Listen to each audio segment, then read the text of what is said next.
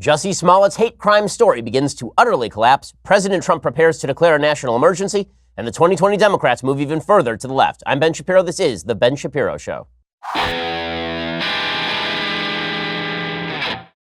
Man, sometimes there is so much news, it's almost impossible to get through all of it. We're going to get through all of it, and we're going to do mailbag questions. That's how fast we move here on The Ben Shapiro Show. But first, let's talk about how you can make your business better. One way to make your business better is to get better at hiring.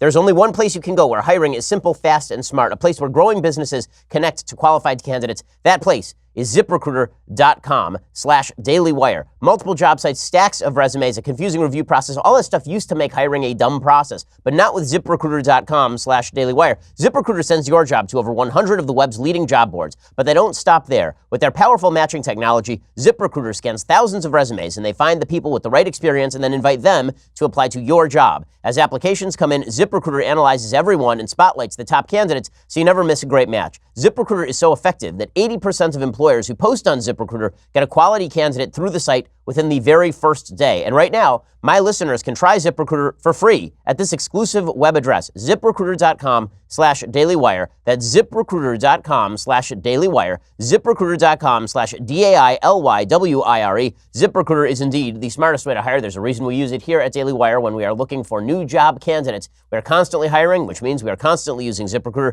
You should too. ZipRecruiter.com/dailywire to try ZipRecruiter for free. Alrighty, so we begin with the shocking but not so shocking news that Jussie Smollett's story seems to be falling apart. You'll recall Jussie Smollett's story. Mean streets of Chicago, 2 a.m., goes down for a Subway sandwich. And he leaves his apartment, goes to the Subway, picks up his sandwich, and on the way back, suddenly out of nowhere, he is accosted by two presumably white MAGA fans who come up to him, somehow identify him from the show Empire, which is weird, and then start yelling the F word and the N word at him, at which point they string a noose around his neck, begin kicking him in the ribs, pour bleach on him, and he's only missing from the cameras for like 60 seconds because Chicago has lots of cameras. There's a 60-second period where he's missing from the camera. When he reemerges on camera, he's got a clothesline around his neck. He's still carrying his Subway sandwich because, as we have discussed before, this is always what you do. I mean, if you get in a fight, if somebody is beating the living hell out of you, threatening your life, threatening to noose you, shouting, "This is MAGA country," while doing so, your first priority, keep the sandwich. I mean, honestly, they should hire this guy at Subway. That's how much this guy loves Subway. I mean, he can take a licking and keep on ticking and carry that Subway sandwich at the same time. So 60 seconds later, he walks back on camera. Now he's got clothesline around his neck and he's carrying his Subway sandwich. He strolls right through the lobby of his building, past the doorman, goes upstairs, waits 40 minutes, and then calls the cops. At which point the cops show up and they say, "What happened?" He's still got the clothesline around his neck at this point. And he says, "Well, all this stuff happened." And they said, "Okay, well, can we see your phone? Because you claim you were on the phone with your manager at the time." And he says, "No. Why would you want to see my phone?" Hey, at this point, if you are not suspicious of the story, it's because you believe what you want to believe. And there were a lot of politicians who, as it turns out, believed what they wanted to believe about this story. We're talking everybody from Nancy Pelosi to Maxine Waters to Kamala Harris. Nancy Pelosi said the racist, homophobic attack on Jussie Smollett is an affront to our humanity. Maxine Waters said it's coming from the President of the United States. He's dog whistling every day. Kamala Harris said this was an attempted modern-day lynching. And politicians all over the left-wing spectrum decided to weigh in. AOC said there is no such thing as racially charged. This attack was not possibly homophobic. It was a racist and homophobic attack. If you don't like what is happening to our country, then work to change it. It is no one's job to water down or sugarcoat the rise of hate crimes. And the reason that she tweeted that is because Entertainment Tonight had originally run with the headline, "Jussie Smollett has been hospitalized in Chicago after a possible homophobic and racially charged attack." Okay, the reason they said possible is because it might not have happened. Right? Which makes it awkward that it might not have happened. And anyone who heard the story, your first thought had to be, was this real? Like, every element of it seemed like too much. Every element, whenever there's a story where every element seems like it's too much, you got to think to yourself, maybe this is a hoax. Unfortunately, there have been lots of racial hoaxes in the past where people claim to have been victimized in a hate crime and it turns out not to be true. This one smelled like a hoax from the very beginning. Nonetheless, Jussie Smollett was treated with all of the sensitivity due to his claim, and specifically because the media loves to run with the narrative that America is a racist, homophobic place, this became top news across the country, even though the claims didn't make any sense. Again, two guys in the dead of night in Chicago in 10 degree below weather who watch Empire but also are MAGA fans. And were screaming at Jussie Smollett that night, "This is MAGA country," in the middle of Chicago, which apparently went 193% against Donald Trump in the last election cycle. So it was a very weird story from the beginning. That didn't stop the media from jumping all in with both feet. Good Morning America featured Jussie Smollett on their show yesterday, where he cried and he acted. It's like he's an actor or something. He said, "I am not weak. I'm not weak." Why did you hesitate to call the police? There's a level of pride there. We live in a society where, as a gay man, you were considered somehow to be weak. And I'm not weak. I'm not weak. And we are, as a people, are not weak. Well, no one was suggesting that gay people are weak. That doesn't answer why you wouldn't call the police when a hate crime takes place against you. Like, that's a weird answer. And then he says he just couldn't believe that people were doubting him. How could people doubt him? It's just terrible. Just terrible. I'm pissed off. What is it that has you so angry? Is it the attackers? It's the attackers, but it's also the attacks. It's like, you know, at first it was a thing of like, listen, if I tell the truth, then that's it, because it's the truth. Mm-hmm. Then it became a thing of like, oh, how can you doubt that? Like, how do you not believe that? It's the truth. And then it became a thing of like, oh, it's not necessarily that you don't believe that this is the truth. You don't even want to see the truth. No, it turns out that we sort of believe that it might not be the truth. Because ABC Chicago reported yesterday in a shocking blow, mainstream media hardest hit, that Jussie Smollett was probably not telling the truth about this. Here's ABC 7 Chicago report last night. Police are now questioning the two people seen in this surveillance photo. One, an actor on Empire. Chicago police say there is no evidence the persons of interest were involved in that physical attack described by Smollett. Multiple sources are telling Eyewitness News that Smollett and the two men are being questioned by police for staging the attack, allegedly because his character was being written out of the show. Now, it is true that Fox came back and they said, oh, we weren't writing Jussie out. Jussie was never going to be written out of the show. So we have a bunch of conflicting stories. But here is what we do know at this point. ABC 7 Chicago said that Smollett failed to appear for an interview with detectives earlier on Thursday. They say that they were investigating whether these two men staged an attack. The way that they tracked down these two guys is by going through Jussie Smollett's phone. Apparently, the report is that he had turned over an Excel spreadsheet with a phone log that had deleted certain calls. So they compared his actual phone log, which I guess they'd subpoenaed, with the calls that he said he had made. And then they only looked at the ones that he deleted. And that's how they tracked down these two guys. He had said in that Good Morning America interview, by the way, that those two people in the picture walking down the street, those were definitely the two guys who attacked him. So you can't have it both ways. Either he is telling the truth and those are the two guys who attacked him and it turns out they're his friends, or he's not telling the truth and those were not the two guys who attacked him. It was another two guys who attacked him. A source briefed on the Smollett investigation confirmed to ABC News that Chicago police are questioning the two persons of interest, one of whom has actually appeared on Empire. The law enforcement official also told ABC News that the homes of the persons of interest were raided on Wednesday night. Police removed shoes, electronic devices, and any other items they believe could help determine if the two people played any role in the assault. Neighbors described a swarm of officers and K-9 units. Jamie Figueroa, a neighbor, said, I was walking in the alley. One police car stopped in the alley and they told me to go inside the house. But then, by then, 5 minutes later, there were like 20 police right here by the door. Neighbors said they believe the men who are Nigerian are brothers who grew up in the apartment and have lived there for years. Neighbors described them as friendly and possibly bodybuilders and said they have long wanted to be actors. Chicago police said they cannot confirm any of those reports. No charges have yet been filed. Earlier, police said the two persons of interest are not suspects and have not been charged. Investigators are only talking with them at this time. The two were picked up Wednesday night at O'Hare International Airport. And a lawyer who said she was representing the two persons of interest declined to comment on the case as she left Area Central Police Headquarters. Chicago police said they were tracking these two people and they were aware of who they were for quite a while. So this has led to accusations that Chicago PD, out of fear of being called racist, was slow playing the revelation that this may have been a setup and a hoax. So here is the theme that we should take from this. Wait for the evidence. It's amazing. This thing happened within a week of Covington High School. The entire media leapt to the conclusion that a bunch of white kids had harassed a Native American man on the steps of the Lincoln Memorial during the March for Life. Right? They jumped to that conclusion. Why? Because it fit a narrative. And then Jussie Smollett told a story that was ludicrously unbelievable on its face. And the media leapt to the conclusion that naturally it was racist white men on the streets of Chicago that had caused the problem. What does this say? It says the media are looking for a narrative. The narrative is racist white men do X. That is the narrative the media are looking for. They don't require any further evidence. Whenever that is the narrative, they're willing to jump on it with both feet. It also explains why it is that the media will pay inordinate attention, like truly grand attention, to anti-Semitic attacks by white supremacists, but will pay no attention to the vast bevy of anti-Semitic attacks taking place in Brooklyn every single weekend, apparently. Why? Because as the New York Times itself admitted, it doesn't fit the patterned narrative that we are seeking. The reason the Jussie Smollett case is important is not because an actor allegedly lied to the police. It's not because of that. It's because the media are always willing to jump with both feet on any story that backs a claim that America is a racist, terrible place, and then they will slowly walk back the claims as it comes out that that's not true. We've seen a bunch of these cases recently. There was a player, I believe his name was Michael Bennett for the Seattle Seahawks, and he claimed that the racist police in Las Vegas had physically assaulted him. Tape came out. It turns out that he had resisted the police and he had run away from them.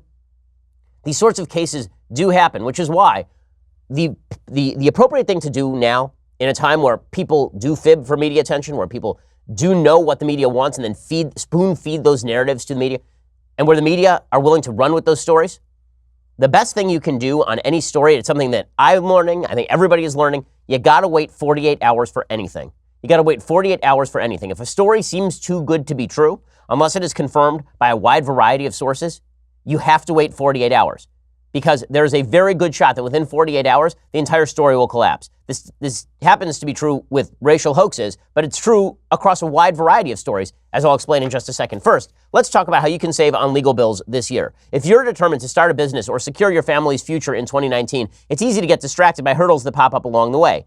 Legal hurdles, some of those hurdles. That's why LegalZoom is here to help. With their network of independent attorneys licensed in all 50 states, LegalZoom can help you navigate your legal needs. From wills and trusts to LLCs, trademarks, contract reviews, and more, LegalZoom has helped more than 4 million people like you take care of their responsibilities. I've known about LegalZoom for years. Long before they were a sponsor, I used to use LegalZoom for wills and trusts and estates as a lawyer. The best part is LegalZoom is not a law firm, so you're not going to get charged by the hour getting those exorbitant fees racked up next to your name on the billing statement. Make sure that this is the year you finally do the right thing for your family and your small business. Make a difference in your life by visiting LegalZoom.com right now. For special savings, be sure to enter promo code BEN in the referral box at checkout. LegalZoom is where life meets legal. That's LegalZoom.com. Again, use LegalZoom.com, promo code BEN at checkout for special savings. They've got a wide variety of services, and it's no longer restricted to wills and trusts and estates. Now they've got independent attorneys all over the country who can offer you advice as well. Go check them out, LegalZoom.com, and use promo code BEN. All right, so as we know, it is not just on the matter of racial hoaxes and racial stories that the media are willing to jump with both feet. It's not just Michael Brown, hands up, don't shoot.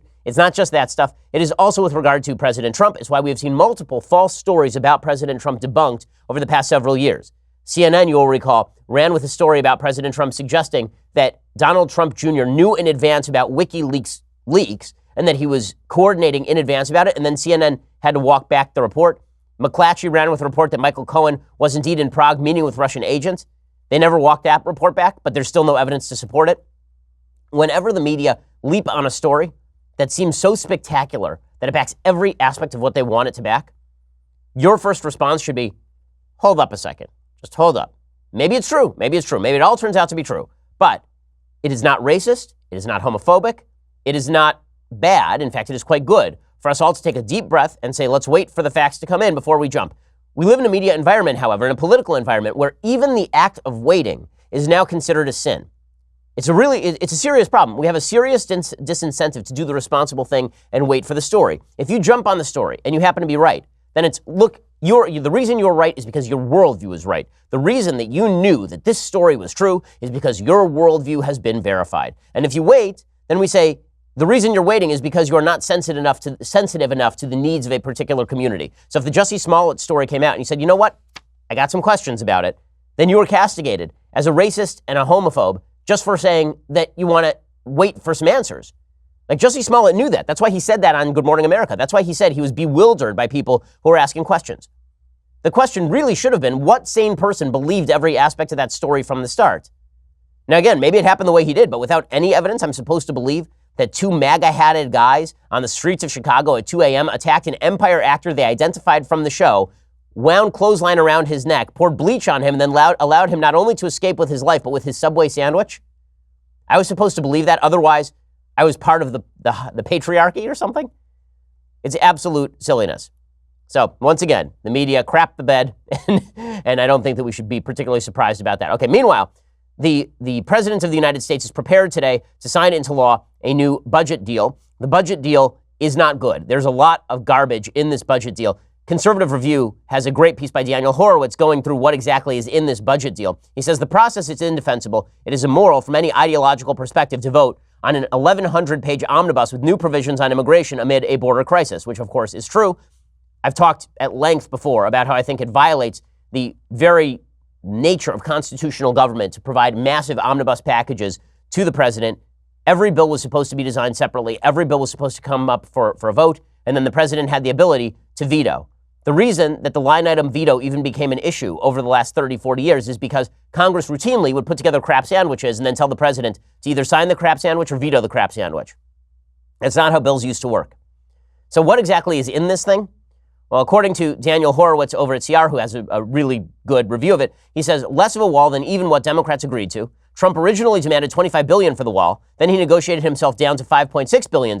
Democrats balked and only agreed to $1.6 billion. This bill calls it a day at $1.375 billion, enough to construct 55 miles. But it's worse than that. The bill limits the president's ability to construct barriers to just the Rio Grande Valley sector and only bollard fencing, not concrete walls of any kind. There's no ability to adapt. In fact, this provision is so strong that it's leading people to believe that Trump may not even be able to use a national emergency to overcome it, meaning that if the bill itself restricts the ability to construct barriers to just a particular area, that's actually a solid legal basis for saying the president doesn't have national emergency power to construct wall other places. Because the way that we read law in the judiciary is that last in time is first in priority. So if Congress passes two bills, one in 1960 and one yesterday, and the one yesterday overrules the one in 1960, then the courts will read it that way. So if the National Emergencies Act of 1976 says the president can declare a national emergency and build a wall, which again is even questionable, we'll get to that. But even if it said that, if a bill yesterday came out and said, we will not allow the president to build wall other than in this small area, the bill yesterday trumps the National Emergencies Act of 1976. Second thing that's wrong with the budget, according to Daniel Horowitz, liberal local officials will have veto power over the wall. He says it's likely that not a single mile of fence will be built. Section 232A of the bill says prior to use of any funds made available by this act for the construction of physical barriers, the Department of Homeland Security shall confer and reach mutual agreement regarding the design and alignment of physical barriers within that city. They have to consult the local elected officials. This is why they've limited the wall to the Rio Grande Valley. These are the most liberal borders these are the most liberal counties on the borders. What are the consequences? The bill stipulates such consultations shall continue until September 30th, 2019, and may be extended beyond that date by agreement of the parties, and no funds made available in this act should be used for construction while consultations are continuing, which means Trump can't build any wall at least until September, and maybe beyond because he has to consult with all of these liberal authorities. Third, the bill contains a blatant amnesty for the worst cartel smugglers. Section 224A prohibits the deportation of anyone who is sponsoring an unaccompanied minor illegal alien, or who says they might sponsor an unaccompanied minor illegal alien, or lives in a household with an unaccompanied minor illegal alien, or a household that might potentially sponsor an unaccompanied minor illegal alien. So we are now using children being trafficked across the border as an excuse not to arrest illegal immigrants in the country who may apply as a sponsor, or anyone in the household applying as a sponsor. Jessica Vaughn of the very anti-immigration Center for Immigration Studies, she says we can call this the MS-13 Household Protection Act of 2019. We know that 80% of UAC sponsors, that's unaccompanied children, are in the country illegally. The number of people this would protect would reach into the hundreds of thousands if all the potential or household or potential household members are counted. And fourth, the budget bill contains more funding to manage and induce the invasion rather than to deter it. There is no new funding for ICE deportation agents. It does add another $40 million for the Alternatives to Detention program, which moves asylum seekers to facilities in the interior of the country where they are usually released. That's catch and release. And finally, it doubles low-skilled workers. It doubles the number of H-2B non-agricultural unskilled seasonal workers who will continue to be a public charge on America, according to Daniel Horowitz. That's just a cursory glance through the bill. So there's a bunch of problems with the bill itself. Now, the assumption was that President Trump would sign this bad bill, and then he would declare a national emergency. According to ABC today, the president is going to declare some $8 billion for border walls. The Daily Mail, actually, is reporting that by declaring a national emergency, it's going to allow him to spend $8 billion building his wall. After signing that bill to avoid a government shutdown, the White House confirmed Thursday the president will sign a bipartisan spending deal to avoid another government shutdown, but will declare the national emergency in an effort to procure funds to build a border wall. Trump will hold an event in the White House Rose Garden about the border at 10 a.m. on Friday. He's expected to sign both the funding bill and the paperwork for his executive actions. Well, there's some problems with the national emergency declaration. Number one, we have to make sure that he doesn't limit himself in the budget bill itself to not being able to do any of the stuff he's talking about, as I mentioned. But number two, it is really unclear whether a national emergency declaration allows the President of the United States to mobilize the military in a non-emergency, non-military situation to build the border wall. That is not clear. That legal precedent is just not clear. Ilya Soman over at Reason.com has a good piece on this, explaining the relevant legal issues. He says that some point to 10 U.S.C. 2808 and 33 U.S.C. 2293 as possible justifications, but Section 2808 states that during a national emergency that requires the use of the armed forces, the president can reallocate defense funds to undertake military construction projects. No threat posed by undocumented immigration requires the use of the armed forces. ICE, Border Patrol, these are not the armed forces. So it's hard to see why a wall would be necessary to support such use. Also, it turns out that immigration law is actually not wartime power. Immigration law is domestic law enforcement. Section 2293 only applies to a war or emergency that requires or may require use of the armed forces. We've never used the armed forces with regard to stopping things at the border, except in rare occasions.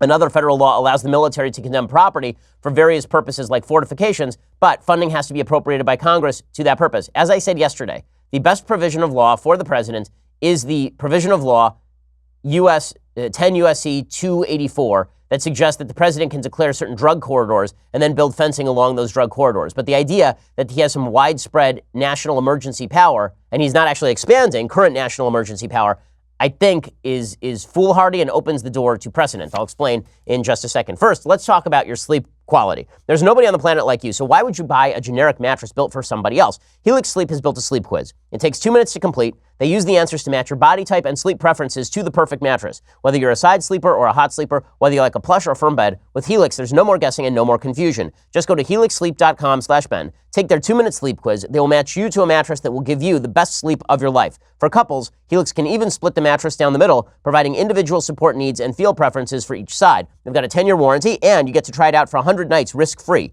So what exactly are you waiting for? Helix Sleep mattresses, supremely comfortable. My wife and I have one. We took the 2-minute sleep quiz. We got the bed in the mail.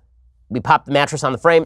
Good to go. So comfortable. We got one for my sister for her wedding. Right now, Helix is offering up to $200 off mattress orders for their President's Day sale. So thank you, George Washington. Get up to $200 off at helixsleep.com/Ben. That's helixsleep.com/Ben for $200 off your mattress order for their President's Day sale going on right now. helixsleep.com/Ben. Once more, helixsleep.com/Ben. Go check them out. The mattress is really fantastic. So the real question is, if the president declares a national emergency, tries to build the border wall, a couple of questions. One, is it legal? Meaning, will it ever be allowed to be effectuated? I think the answer is probably no. I think it will be held up in court until at the very earliest late 2020. Even if it is not held up in court, even if border wall fencing is allowed to be built, it will be on a small portion of the border. It is quite possible that the budget deal itself obviates the legal capacity to build more wall under a national emergency declaration, as I talked about a little bit earlier. So there's that. That's question number one. Question number two, even if it gets through, is it actually expanding national emergency powers the president has used before? And the answer here is yes. It turns out that using eminent domain as an executive power without congressional authorization, declaring a national emergency on the basis of failed domestic negotiations, that is a bad precedent. It's a bad precedent to set. How do we know it's a bad precedent to set? Because you can see the gleam in Nancy Pelosi's eye when she discusses the kind of national emergencies she would like to declare if she had the power to do so. Here's Nancy Pelosi's reaction to the national emergency declaration. It's important to note that when the president declares this emergency, first of all, it's not an emergency.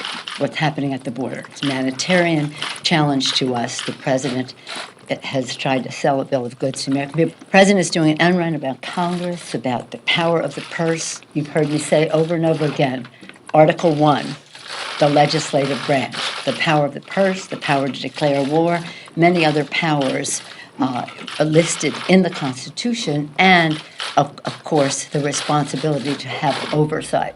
So the president is doing an end run around that. You want to talk about a national emergency? Let's talk about today, the one-year anniversary of another manifestation of the epidemic of gun violence in America. That's a national emergency. Okay, now you can see her get excited when she starts talking about that. Is Nancy Pelosi a wild hypocrite when it comes to legislative power versus executive branch power? Of course she is. She had no objections to President Obama wildly at every turn expanding executive power. None whatsoever. She had no problem with any of that. And this is one of the big problems with, honestly, the founders did not believe that party politics would end up trumping the interests of each particular branch. The founders, if you go back and read the Federalist Papers, the founders believed that the legislature would be zealous in guarding its own powers. It wouldn't be interested in allowing the executive branch to continue expanding its own powers. Thanks to the rise of administrative government, backed by Democrats and allowed by Republicans over the last century, since Woodrow Wilson, the executive branch has spun out of control. Most lawmaking does not happen at the legislative level. It happens at the regulatory level. That's all in the executive branch. Effectuation of law happens inside the executive branch. Congress is becoming a vestigial organ. And the only time that Congress is not a vestigial organ is when there is actually a gridlock, when Democrats control Congress and a Republican controls the presidency, or vice versa. When one party controls both the legislature and the White House, then executive power tends to increase because nobody in the legislative branch of the party of the president is going to object to the president. So what you're seeing right now is Republicans who would certainly object if Barack Obama tried to do something like this. They would take legislative action to stop him. Right now, Republicans are making sounds like they don't like President Trump doing what he's doing, but are they actually going to stop him? Highly, highly doubtful. Something like 10 Republicans have come out in the Senate and said they don't like this thing. How many Republicans would be saying they don't like this thing if Barack Obama were declaring a national emergency to build wind farms? Everybody in the Congress, right? They would all say this is absurd. You can't declare a national emergency to do this sort of thing. This is a legislative process. The same holds true for Nancy Pelosi. If Barack Obama were doing that, Nancy Pelosi would be talking about the wonders of the executive branch. The founders didn't understand, or they didn't foresee, that party politics would be so strong as to actually trump the interests, the governmental interests of the various branches. That it would be more important whether the president was of your party than whether the legislature was having its authority usurped. And it's a very dangerous thing. It's why the founders never would have been okay with the rise of bureaucratic government. That's not their fault. They didn't think the president would ever have this much power. They thought they'd circumscribed the power of the president. Not so. The rise of executive branch power has been everlasting and continuous throughout the course of the last century, and we are seeing the effects of it now as the president of both parties, doesn't matter the party, continues to usurp more and more power from the legislature. That is not a good precedent. If you think it's a good precedent, wait until there's a Democratic president, guys. And don't give me well, Democrats are going to break the rules anyway, so Republicans should break the rules also. If you use that logic, honestly, if you really believe that the Democrats are going to break every rule to effectuate their policies, just declare Trump dictator and be done with it. It's an argument that proves too much. We do still have certain constitutional and legal norms in this country that both parties do hew to for the most part, which is why it's a problem when people stray from those principles. If you believe that when Democrats take power, they're going to declare the next president a dictator, then you should be calling for President Trump to simply override the Constitution and seize power now so as to prevent a left-wing dictatorship. I don't believe that's the case. I think the constitutional norms still prevail. Call me foolish, call me optimistic, but those constitutional norms, despite gradual encroachments of power, have largely prevailed over the past couple of hundred years in the United States. Okay, meanwhile, Democrats proving themselves incompetent once again as Amazon pulls out of New York City. According to the New York Times, Amazon on Thursday canceled its plans to build an expensive corporate campus in New York City after facing an unexpectedly fierce backlash from lawmakers, progressive activists, and union leaders who contended that a tech giant did not deserve $3 billion in government incentives. The vast majority of those incentives, by the way, were tax breaks. Now, I've said before, I don't believe in giveaways to specific companies. I think that's cronyistic. I think that if you want to have a good working environment, you want to bring business into your state or city, lower the tax rate for everyone. Don't give special giveaways to certain sized companies or to certain big companies that you want to bring into town. With that said, was New York going to lose money by giving tax breaks? No, they were not going to lose money by giving tax breaks. They were going to gain money by bringing a giant business into Queens that was going to bring some 25,000 jobs with it. Nonetheless, people on the left do not understand basic economics, and so they were very pleased with their own genius here. It's pretty hilarious. So in a second, I'm going to explain how pleased everyone was with their own stupidity. It's pretty astonishing. We'll explain in just 1 second, and then we'll get to our 2020 roundup. We have a new thing that we do on the show that I'm very excited to bring to you. We have theme songs for every Democratic candidate, and it's pretty great. We'll bring you all that in just a second. First, you have to go subscribe. $9.99 a month gets you a subscription to this show, and that brings you all sorts of goodies. We give you guys a lot. I mean, 3 hours of me every single day. 2 more hours of me later in the day. All you have to do is subscribe to get those on demand, commercial free. We bring you 4 shows every day, if you count Michael Knowles. Backstage in the Conversation, we bring you every month. Let's be honest, this is more than you deserve as a human being. Well, starting next week, we want to give you even more. A shout out on this very show to a different Daily Wire premium subscriber every single week in the things we like. If you want to be featured on this show, all you have to do is take a selfie or a GIF or a video, whatever you guys are into these days, you millennials, you. That includes your Leftist Tears Tumblr. You have to have your Leftist Tears Tumblr in the picture. It could even be your Tumblr and you. For example, look at this. Here I am holding this Tumblr. If you just took a picture of that and I submitted it, I could feature me on the show. But why would I want to do that? It's my show. Instead, I'd rather feature you. You have to post your photo or video or GIF to Twitter or Instagram with the hashtag Leftist Tears Tumblr. That is hashtag Leftist Tears Tumblr. One word, Leftist Tears Tumblr. That ensures that our team and the entire world will see you and your Leftist Tears Tumblr in all of its glory. Please include in your post how long you've been a Daily Wire premium subscriber. Also include your city if you'd like. If you're not a premium subscriber, become one right now. And then you can post a picture of your Leftist Tears Tumblr on Twitter or Instagram with that hashtag Leftist Tears Tumblr. Also, do not forget, if you're not a Daily Wire subscriber, you are missing out. Our next Sunday special guest is Daniel Krauthammer, son of the late Charles Krauthammer. If you're a subscriber, you and only you can watch that episode a full day early. Not only that, all upcoming Sunday special episodes become the Saturday special, but only if you are a Daily Wire subscriber. Now, I'm not violating Sabbath, guys. We taped it a little bit earlier. What are you waiting for? Click to subscribe. You will thank me later. $99 a year, by the way, gets you the Leftist Tears Tumblr, and then you can join our fun little thing where we will feature you in the things I like if you pose in a creative way with the Leftist Tears Tumblr. Rated PG, guys. Come on. Get your head out of the gutter. Okay, so go check that out right now. Also subscribe to YouTube, iTunes. Leave us a review. It always helps. We are the largest, fastest growing conservative podcast and radio show in the nation.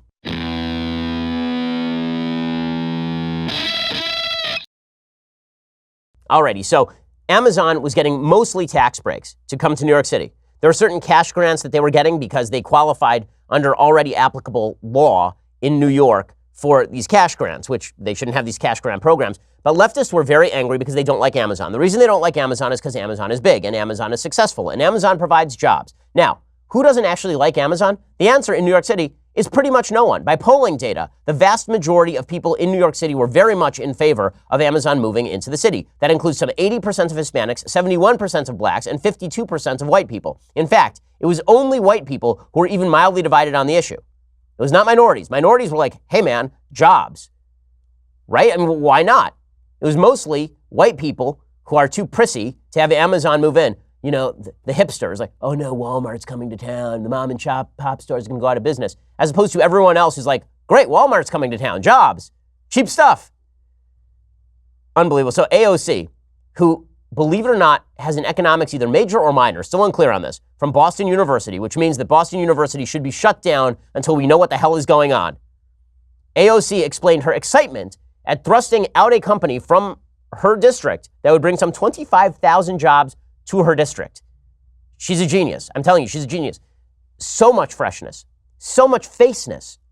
It's really incredible. Here she is spouting utter nonsense that emerges from that fresh face. Here we go. I think it's incredible. I mean, it shows that everyday Americans still have the power to organize and fight for their communities, and they can have more say in this country than the richest man in the world. We could invest those $3 billion in our district ourselves if we wanted to. We could hire out more teachers.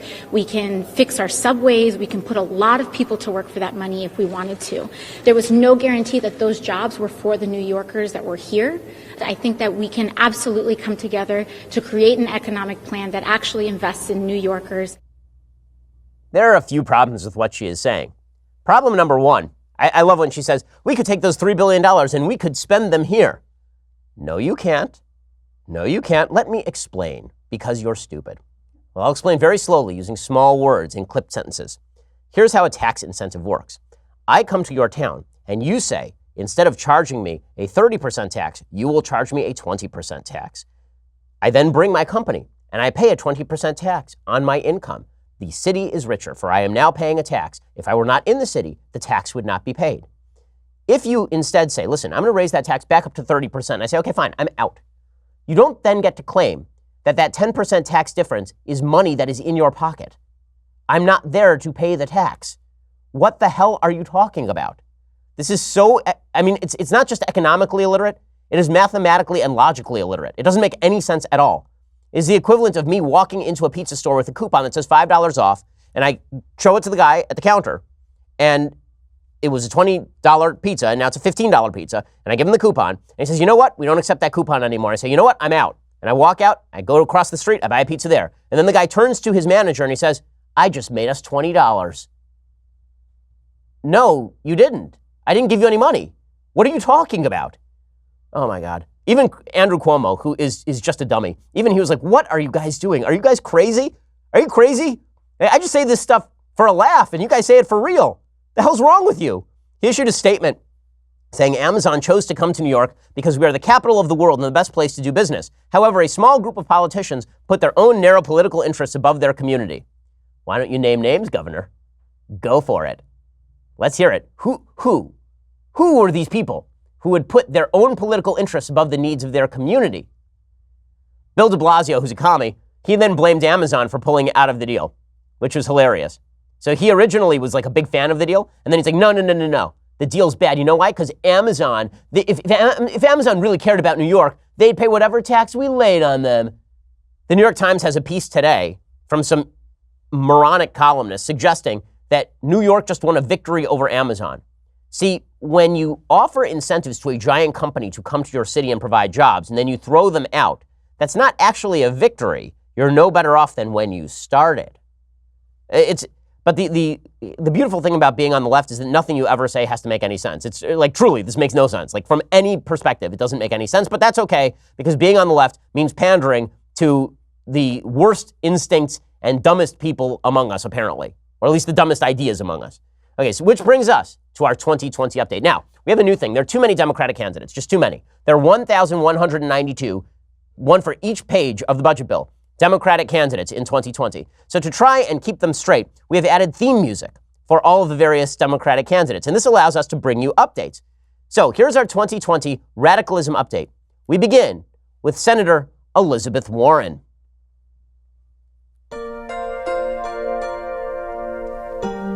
Yeah, the colors of the wind, man.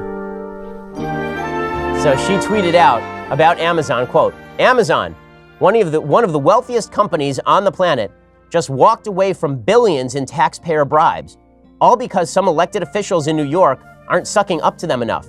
How long will we allow giant corporations to hold our democracy hostage? What? They walked away from taxpayer bribes because elected officials aren't sucking up to them enough? Fine, keep going with this and just drive all the business out of the city. I guess that's your problem. It's so funny. Elizabeth Warren used to not be this insane. Like, really, I met Elizabeth Warren when she was at Harvard Law School. She was at the welcoming dinner when I was being recruited for Harvard Law School. She was not a crazy person then. Like, she was a progressive for sure, but she was not a complete nut job. To suggest that this is Amazon's fault because New York wouldn't suck up to them enough, like, it's not sucking up to provide a good business climate, but I guess it is if you're pandering for that left-wing Bernie Sanders vote, which brings us to Bernard McJ Sanders. Here we go.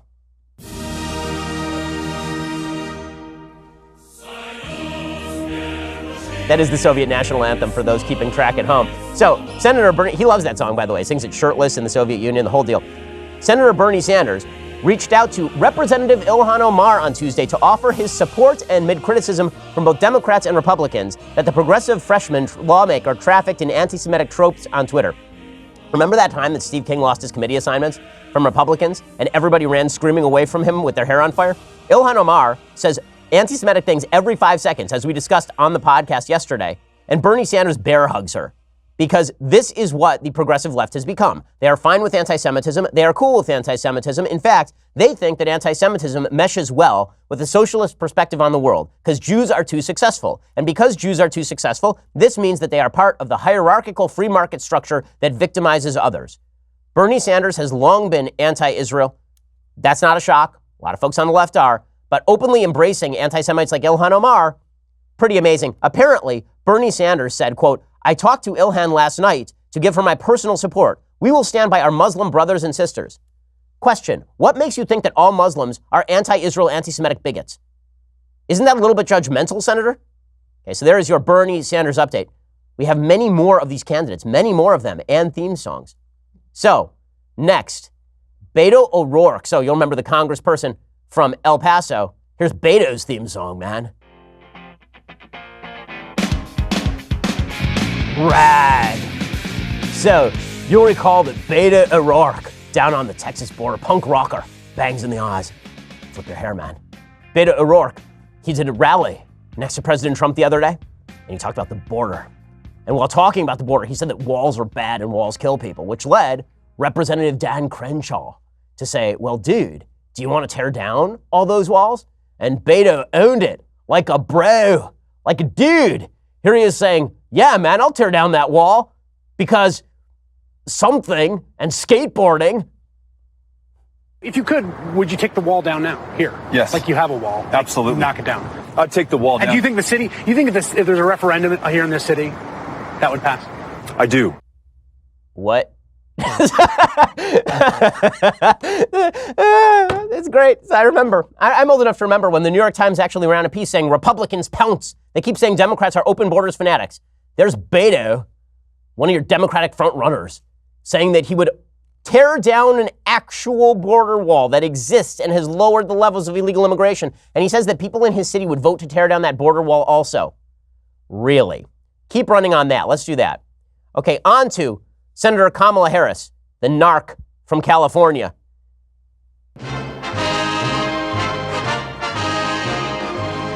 So, Kamala Harris has herself an interesting week. She is promoting an anti-lynching bill, which of course is fine. You know, I'm very much in favor of the anti-lynching bill. The anti-lynching bill basically just strengthens federal crime against lynching, which is fine. I mean, lynching isn't taking place on a regular basis, but sure, good, okay. Although it seems to me maybe it should be a state crime instead of a federal crime, but all right. So she spoke about that a little bit yesterday. She also happens to be dominating the social media primary. So according to Mediaite and a report from Axios, when it comes to the social media attention, when it comes to interactions, it looks like Kamala Harris is winning. So Instagram interactions, Harris has 8.3 million. Bernie Sanders comes in at second with 4.6 million. Warren at 2 million. Twitter interactions, Kamala Harris has 14.4 million. Sanders 8 million. Warren 4.1 million. On Facebook, Sanders is dominating. On Facebook, he crushes everyone. Sanders has 22.1 million engagements. Harris has 2.4 million engagements. Warren has 2.3 million engagements. In the past 3 months, articles about Harris have generated about 16.5 million interactions on Facebook. So it's pretty obvious that in the social media arena, she is dominant. She is growing quickly. The only possible competitor on Facebook in terms of growth is Beto O'Rourke. On Instagram, she has added 613,000 followers during the past 3 months. So a lot of momentum for the narc from California. So well done, Senator Kamala Harris. Okay, which brings us to Cory McBooker. Spartacus. The Spartacus update. The senator from New Jersey, he has a couple of problems. Number one, he also pushed this anti-lynching bill, but then he said about the anti-lynching bill that we need an anti-lynching bill because of Jussie Smollett's story. Oh no. He tweeted out, the vicious attack on actor Jussie Smollett was an attempted modern-day lynching. I'm glad he's safe. To those in Congress who don't feel the urgency to pass our anti-lynching bill designating lynching as a federal hate crime, I urge you to pay attention. Well, we paid attention, and then the story turned out to be kind of like BS-y. So there's that. So well done, Cory Booker. Again, everything he does is 2 steps too far. The Nicolas Cage of American politics. In fact, people in New Jersey don't even like him. I love this poll. There's a poll from New Jersey released early Thursday. It says that Cory Booker would not make a good president. 42% of residents of his own state say that Cory Booker would not make a good president. 37% disagree. By the way, he's got approval ratings, 48 to 36. He has approval ratings about 48% in New Jersey, but a plurality of state residents in New Jersey say he would not make a good president. So, ouch to Spartacus. Apparently, Spartacus is going to be captured by the authorities and something bad will happen. just like in the movie Spartacus. Okay, meanwhile, we have our Kirsten Gillibrand update as well, the senator from New York known for taking every position on every issue. What do you mean? Nobody knows what Kirsten Gillibrand thinks about anything, where she is on any single issue. No one knows. I mean, she's taken every position on every issue, which is one of the things that makes her so wildly unpopular. There's a new poll out from Democratic primary voters in California. And here is how it comes out. It comes out Joe Biden, 26%. Kamala Harris, 26%. Kind of shockingly low for Kamala Harris, considering she's a senator from California. Bernie Sanders at 20, Beto at 8, Elizabeth Warren at 7, Cory Booker at 3, and all the way down at 1% below Pete Buttigieg, the mayor of South Bend, Indiana, is Kirsten Gillibrand. She is currently tied with Marianne Williamson, the spiritual guru for Oprah. So Kirsten Gillibrand having some failure to launch. So right now, if you have to look at all of those candidates, Kamala Harris is the person who is the strongest among the candidates. Beto is really steering left in a pretty radical fashion. I promise you, when he was running for Senate in Texas, he was not running on the let's dissolve the border with Mexico platform. Turns out Texans probably wouldn't have liked that very much. Now he's running on that platform because he's trying to cut off Kamala Harris's appeal to millennials. So if you had to break down the various lanes in the Democratic Party primary, basically you've got the African-American lane. These are the lanes put out by 538. The African-American lane, Kamala Harris, going to own that lane, is the presumption. The millennial lane, Beto is going to own that lane. There's the progressive lane. That will be split between Sanders and Warren and Beto, and maybe Kamala a little bit. The mainstream lane, that would presumably be split, if we were just talking about current candidates, the mainstream lane would be split between Kamala Harris and maybe Beto. So right now it looks like a two-person race in terms of Kamala Harris and Beto. I think Bernie Sanders is past his prime. I think he's done. I think that Elizabeth Warren is toast as well. She's fading away like a smoke signal off into the horizon. So right now it's Beto versus Kamala, unless Joe Biden jumps in, which will get interesting. And then we'll have to come up with some theme song for him as well. So we'll get to we'll do that when he jumps in. I promise you, we need more theme songs because there are 1 million candidates running. Okay, time for a couple entries in the mailbag. So Jared says, hi, Ben. I'm a freshman at a small Christian university in southern Michigan. One of my required courses is devoted to a study of the Old Testament. It got me wondering, who is your favorite biblical character and why? Thanks for all of your hard work. Well, I mean, every Jew is obligated by law to say Moses, because Moses is, of course, the progenitor of Judaism. He was the man who brought down the tablets from the mountaintop. He also happens to be an incredibly tragic character. He basically commits one serious sin, and there's argument about even what that sin is, and then God doesn't allow him to lead the Jewish people into Israel. So it would have to be Moses. I have a sneaking fondness for Saul, who I feel is one of the more interesting characters in biblical literature because he obviously suffered from manic depression, and you can see that in the literature. And he was somebody who's trying to do his best but was limited by his own flaws, so he's almost a Shakespearean tragic character. And the character of Phineas is an interesting character as well. Phineas, of course, was famous for his zealotry. You'll recall that in the book of, well, it's Bamidbar, in the book of Numbers, Phineas, there's a situation where somebody's committing an open sin and Phineas takes up a spear and goes and kills that person out of zealousness. And there's a whole argument in Jewish law about when you can do this and when you can't. Really interesting argument.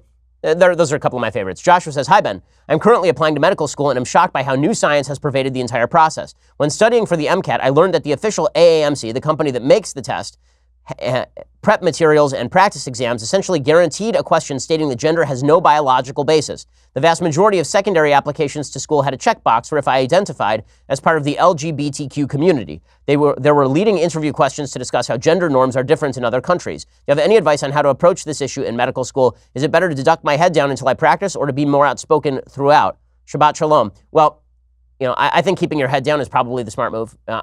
I'm practical when it comes to this. The question is, what is the purpose of the conversation? If the purpose of the conversation is to tell the truth and to speak your opinion, say what you want. But I assume that there are lots of areas of American practice in medicine where you might have political disagreements. For example, if you're asked a question about how abortion is done and you say, listen, I don't think I need to know that because I'm a religious person, I'm not going to perform an abortion. Is that answer calibrated to get you to your goal? The answer is probably not. You do have to play some games when it comes to American professional life, and that's unfortunate. It is also a demonstration that we should have accredited medical schools that don't participate in this kind of garbage. The fact that the scientific establishment has been taken over by politically correct anti-scientific nonsense it's really devastating. It's devastating to watch as objective science is tossed out in favor of subjective silliness that is pumped into medical institutions by politically motivated actors. Nathan says, there are several studies in the academic literature detailing the correlation between perceived discrimination and the health of an individual. In addition, there's no doubt in my mind that actual discrimination is negatively correlated to health. This led me to wonder about the effects that identity politics and intersectionality have had on the health of Americans, especially in the minority community. But I couldn't find a study that looked at all three: actual discrimination, perceived discrimination, and health at the same time. That said, can you point to anything that has correlated perceived discrimination with negative health while also determining the accuracy of the group's perceptions? This is a fantastic question, and it's a question I have asked repeatedly. So there are a lot of studies in the recent past about how black women die in childbirth more often, have more unhealthy babies, and the suggestion has been made that this is the result of systemic discrimination. I have real doubts that the medical establishment is severely undercovering black women who are in labor or pregnant.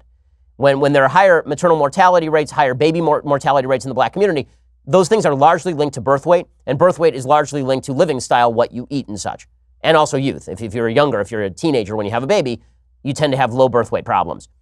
But the studies also tend to show that women who perceive discrimination are more likely to suffer stress and therefore to suffer pregnancy-related complications. The question that no one has ever been able to verify or ask is how much of the perceived discrimination is real. Now, here I bring up a very famous statement by Adam Carolla that I think is true. I'm not saying that people are hallucinating racism. I'm saying that there's lots of action in life every day that can either be perceived as people being stupid or perceived as actual discrimination. So when I was growing up, for example, my dad had a tendency when I was much younger, I think he's grown out of it now, but when I was much younger, my dad had a tendency where if he saw somebody mistreat a Jew for some reason, he would immediately assume that it was anti-Semitism. And I would say, well, maybe it's not anti-Semitism, maybe it's the person just being a jerk. Adam Carolla has said the same. He says, listen, if I were a black person driving down the highway and I were pulled over by the cops, I would immediately assume it was racial profiling. Maybe it's just the cop being a tool. Maybe it's just the cop being a jerk or a bad guy, because it turns out that lots of white people get pulled over for no reason by the cops. Or maybe it turns out that I am not correctly perceiving my own activity and I actually did violate the law.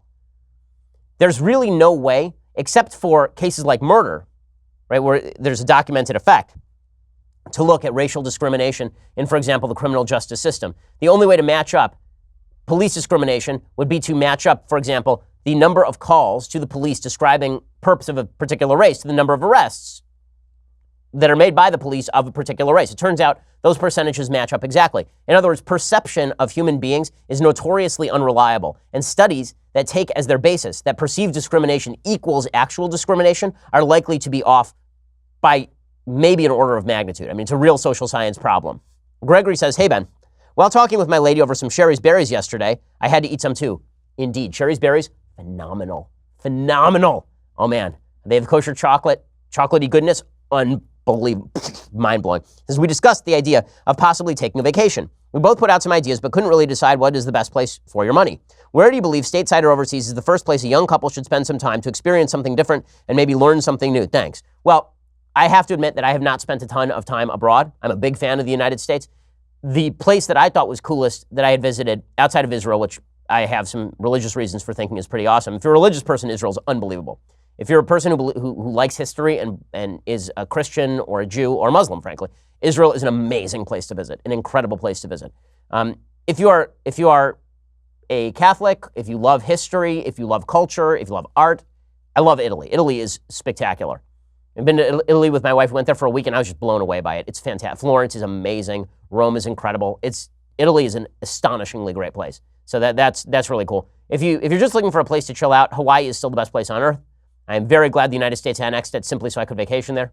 Personal selfishness coming into play right there. But Hawaii is fantastic, and you don't actually if you don't want to learn anything, you just want a vacation, then you go check out Hawaii. Brody says, I hear a lot of people on the left saying that global warming is the biggest threat in America. I find this to be untrue, but in your opinion, what would you say are some of the biggest threats in America? The biggest threat in America is people not understanding the American bargain and believing that America is all about guaranteeing you free stuff rather than free dumb. That is the biggest threat to America, is Americans who don't understand our own history, who don't care about our own history, who are intolerant of other people's opinions, who believe that they should be able to use the government as a club to compel people to do what they want. That is the biggest danger to America. The biggest dangers to America are from within. They don't have to do with a giant tsunami that's going to hit the coast. They don't even have to do with terrorism. They have to do with the American Republic losing sight of its own way. I wrote an entire book about this, The Right Side of History. You should go check it out. It's coming out soon. I put my heart and soul into it. I think you'll enjoy it. Marcus says, Ben, I recently had a discussion with my cousin who just got back from South Korea about universal health care and its downfalls. She mentioned that surprisingly, it has been very successful out there. She said it was much more effective and expedient than when she went to doctors here in the States. Have you read or seen anything regarding their system or have any input on the validity of its effectiveness? I don't know enough about the South Korean system. I have been looking at the United States healthcare system in some detail over the past couple of weeks because I really want to know more about how it compares and contrasts with other healthcare systems around the world. The truth is the United States does have a heavily subsidized public sector healthcare system. 49% of all healthcare spending in the United States is done by the government. About 66% of people in the United States are covered by employer-provided healthcare insurance. Market incentives are largely skewed by Medicaid and Medicare. But one area in which the United States is head and shoulders above everyone else. There are a couple of places in which the United States is head and shoulders above every other healthcare system on planet Earth. Number one, you got cancer, we win. If you have cancer, you have a grave disease, you don't want to be anywhere else. You want to be in the place where you can get convenient care and pay for it. You don't want to be in a system where you have to wait online and they have rationed care for specialists and there aren't enough specialists because they're not being paid enough. The United States is still number one with a bullet, like by a long way, in terms of survival 5 years after diagnosis of cancer. I think in second place is Switzerland, which also has a very privately based healthcare insurance system. It just has an individual mandate that is not connected to your employer. The United States is really where the United States is head and shoulders above everyone else, is also when it comes to the production of new goods and services. The United States is responsible for over half of the world's medical patents. We are responsible for the vast majorities of new drugs that come onto the market, and we pay a premium for that. The reason all these companies located in the United States is because we don't use the government to cram down prices on these R&D companies. So for all the talk about the United States and how much we spend on healthcare, we also make an enormous amount of money on healthcare. The healthcare industry is an enormous growing industry in the United States. The entire city of Pittsburgh is basically employed by the healthcare industry where it used to be coal mining country. So there's some real upsides to the U.S. healthcare system. The downsides are that when it comes to emergency care, it's more expensive. The downsides are that there's no quote-unquote universal healthcare coverage, although Medicaid basically provides something close to it. But would I take any other system over the United States is? Not really. I mean, the only other one I think that is even remotely comparable really is maybe the Swiss healthcare system. And that's because I'm not looking for what everybody else is looking for in a healthcare system. I care far less about equality of outcome in a healthcare system. I care much more about the ability to access new products and services, the ability to get care on demand. The United States does not have month-long wait times for doctors. I haven't looked at South Korea. I'm just contrasting the United States with, for example, France, which is a system everybody seems to like a lot on the left. And again, I think that the reason that I favor this is because I'm a free market person. On a moral level, I don't believe that it's my job to pay for your health care. I think that I can if I'm charitable, but if we have an incentive system that is so skewed that the government pays for everybody's health care, you're going to get a lot more dependence. You're going to get a lot more demands on the healthcare system and a lot less supply unless you radically raise taxes, which is basically what's happened in Europe. Alrighty, let's see. One more question. Jeremy says, hi, Ben. You have mentioned that you work out. What is your routine? Do you lift or do you just do cardio? Do you even lift, bro? So I do not do a lot of lifting. I know it's trendy. I do a fair bit of CrossFit, meaning I do a lot of pull-ups. I do a lot of push-ups. I do a lot of throwing of medicine balls. I do a lot of kettlebell swings and push presses and that sort of stuff. So that means that, I'm in pretty good shape. I mean, I can knock out probably 30 pull-ups straight. I can knock out 100 push-ups straight pretty easily. But, I'm not built like a Mack truck. That's it. Listen, I don't want to get arrogant here, but beneath this humble exterior lies the body of a Greek god, but it happens to be a slightly skinnier Greek god. I'm not going to be in any bodybuilding competitions. Alrighty, time for, you know what? Do we even have time for things I like and things I hate today? I think we may have run out of time for things I like and things I hate. So you know what? Let's just skip it. We'll do it next week. But today, later on the show, we have 2 more hours. It's going to be great. There's so much good stuff coming up on the show later today. Not only do we have a couple of great guests, but also I'm going to be doing Uncle Ben's SJW children's book reading.